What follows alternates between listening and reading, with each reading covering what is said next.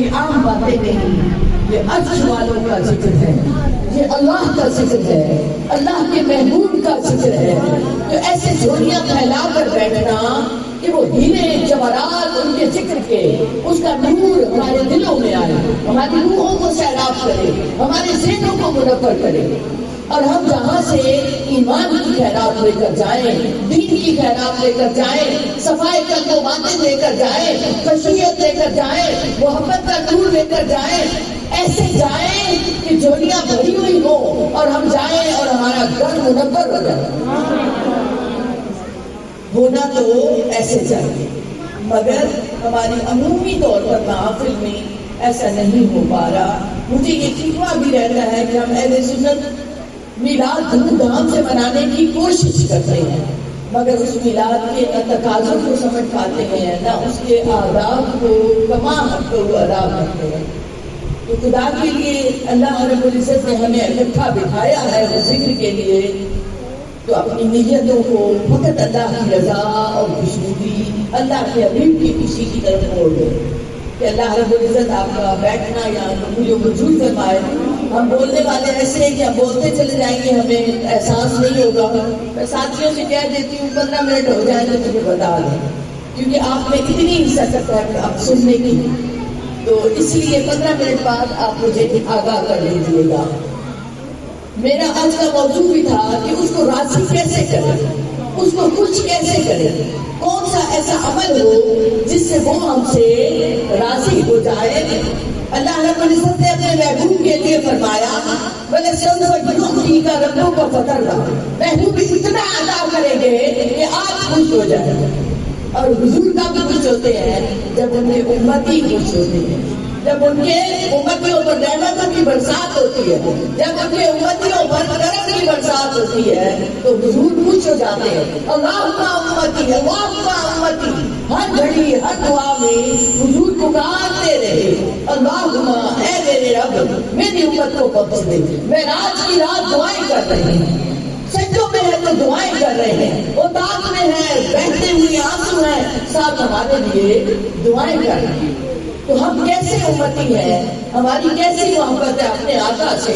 وہ تو باعث تخلیق کائنات، امام الانبیاء، سید المرسلین، اللہ کے محبوب، اور اللہ فرما رہا ہے کہ اے محبوب آپ کو خوش کر دیں گے، اتنا عطا فرمائیں گے۔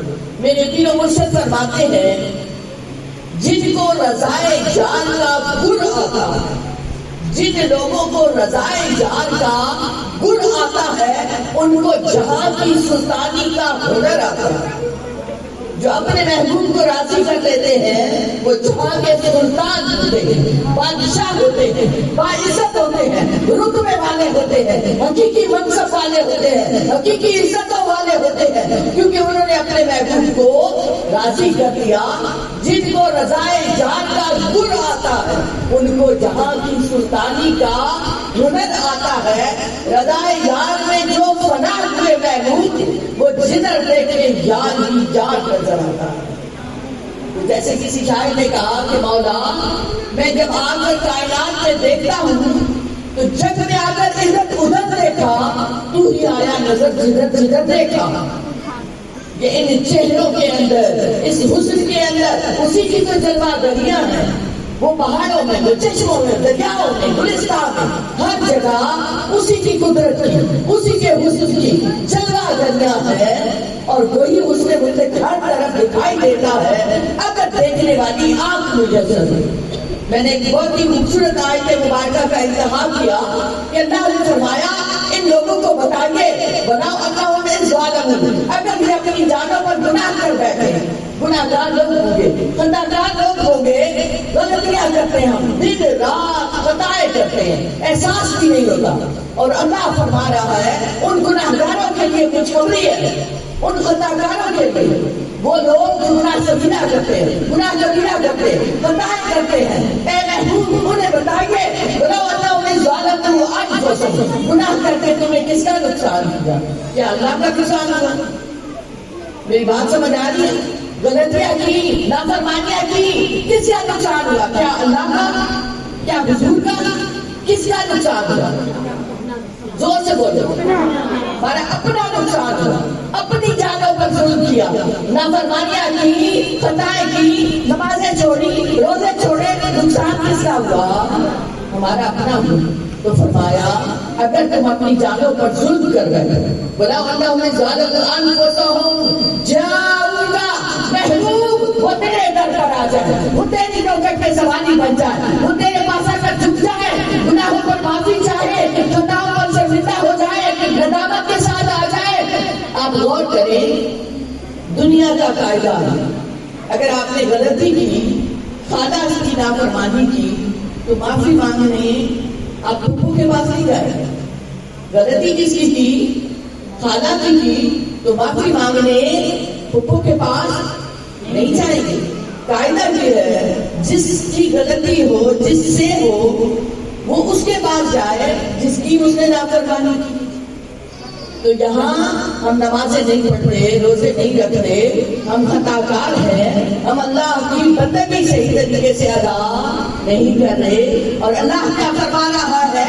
اللہ کا اور محبوب کا تعلق سمجھنے کی کوشش کیجیے۔ وہ اللہ فرماتا ہے وَلَسَوْفَ يُعْطِيكَ رَبُّكَ فَتَرْضَىٰ، محبوب تجھے تیرا رب اتنا عطا کرے گا کہ تو خوش ہو جائے۔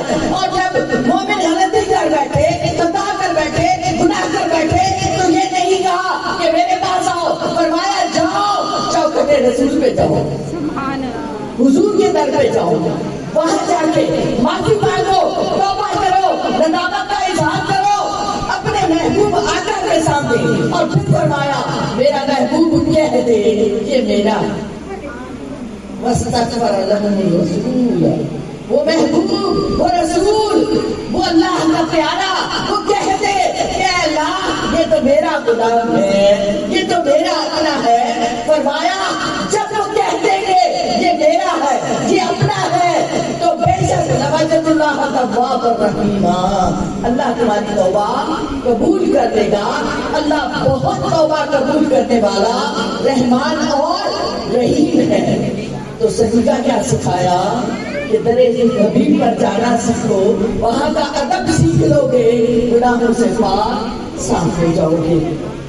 صحابہ کا یہی اصول تھا، جب ان سے کوئی غلطی ہوتی تو وہ حضور کے پاس آتے، حضور کے پاس آ کر توبہ کرتے، معافی مانگتے، اور اللہ کی طرف سے مجدہ آ جاتا، خوشخبریاں آ جاتی۔ حضور جو عطا پر عطا کیے چلے جاتے ہیں، ایک ہم ہیں کہ ہم ہی نے اپنے لیے رحمت کے دروازے خود بند کیے ہوئے ہیں۔ وہ اللہ تو فرماتا ہے لقد خلقنا الانسان فی احسن تقویم، تمہیں احسن تقویم بنایا، تمہیں اتنا بڑا رتبہ دیا، اشرف المخلوق بنایا، جنات پر برتری دی، فرشتوں پر برتری دی، آدم کو سجدہ کروایا فرشتوں سے، تمہیں سب سے بہترین بنایا، مگر تم نے کیا کیا؟ ثم رددناہ اسفل سافلین، تم اپنے اعمال کے سبب سے جانوروں سے تم بدتر ہو گئے۔ یہ میلاد النبی کی محافل، یہ درس کے سلسلے فقط اس لیے ہیں کہ آپ ایک بہنوں تکلیفیں عہد کرو، سوچو ایک بار کہ اللہ اور اللہ کے محبوب کو راضی کرنا ہے، خوش کرنا ہے، صرف اپنے نفس کی غلامی میں نہ رہیں۔ یہ دنیا چند روزہ ہے، ہر جانے والا یہ بتا رہا ہے کہ وقت مختصر ہے۔ وقت کتنا ہے؟ مختصر ہے، مختصر ہے، بہت تھوڑا وقت ہے۔ اس تھوڑے وقت میں رب کو بنا لیا جائے، حضور کو بنا لیا جائے، اپنی آخرت سنوار لی جائے۔ کامیاب ہے وہ شخص جس کی آخرت سنور گئی۔ چونکہ وقت قلیل ہے اس لیے واقعات کی طرف نہیں گئی، مگر آپ سب کو میسج ضرور دینا چاہوں گی، نمازوں میں کوتاہی نہ کیا کریں، 5 وقت کی نماز پڑھا کریں۔ اگر میں کہوں کہ کتنے لوگ ہیں جو حضور سے محبت کرتے ہیں، اللہ آپ کے اس دعوی محبت کو قبول فرمائے اور حقیقت میں آپ کا دل اس محبت میں نور سے منور ہے۔ اب اگر اس کے بعد میں یہ کہوں کہ کتنے لوگ ہیں جن کی پچھلے ہفتے کی کوئی نماز نہیں چھوٹی، اب آپ غور کریں، محبت کا دعویٰ تو سب کا تھا۔ میری بات سمجھ گئے ہوں گے، عقل مند کے لیے اشارہ کافی ہوگا۔ اعمال میں ہم بہت نیچے تھے، اس سے اور آگے بڑھو۔ کتنے لوگ ہیں جنہوں نے جھوٹ نہیں بولا ہوگا پچھلے ہفتے کے؟ ہاتھ کم ہوتے جائیں۔ کتنے لوگ ہیں جنہوں نے غیبت نہیں کی ہوگی؟ کتنے لوگ ہوں گے کہ جنہوں نے کہیں بھی کوئی کسی سے بدگمانی نہیں رکھی ہوگی، اخلاقیات میں ہم گر گئے، معاشرت میں گر گئے، ایک دوسرے سے تعلق اس لیے بناتے ہیں ترازو رکھ کر، اس سے ملنے میں فائدہ ہے یا نہیں؟ خدا کے لیے یہ ترازو توڑ دیں، اللہ کی رضا کے لیے ملا کریں، اللہ کی رضا کے لیے کام کیا کریں، حضور کی خوشی کے لیے میلادوں میں آئیں، حضور کو منائیں اور حضور خوش ہو جائیں گے ہمارے اچھے اعمال کے سبب سے۔